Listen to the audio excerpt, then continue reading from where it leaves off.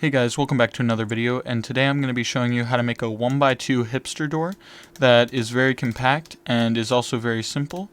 And I will be showing you how to make this in 4 simple to follow steps. And as you can see, if I give this lever a flick, the door opens right up, and if I flick it again, it closes.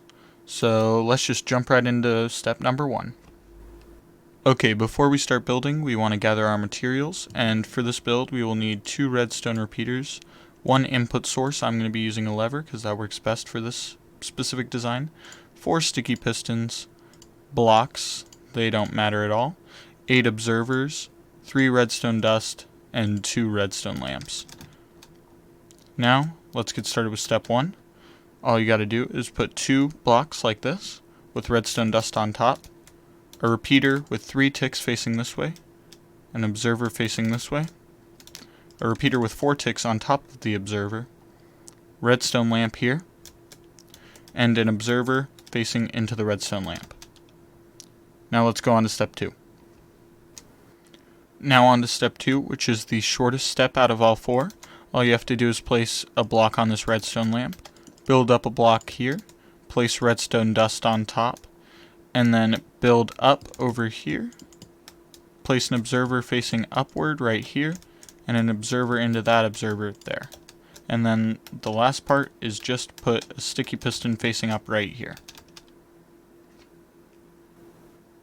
Now for step 3, we're going to put another observer right here with a redstone lamp in front of it, an observer facing this way from the same redstone lamp, a sticky piston facing up, so there's 2, another observer right here, and then we want to build up here to place a sticky piston facing down right there, and we want to place an observer right here.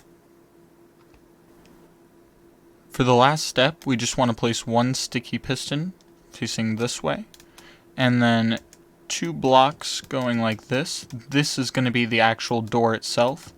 Build a frame around it.